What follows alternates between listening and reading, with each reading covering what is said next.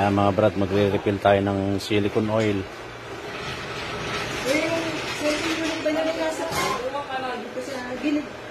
Sa may sa ilalim nung nilinisin niya ni nilinis mo na? Okay, sige.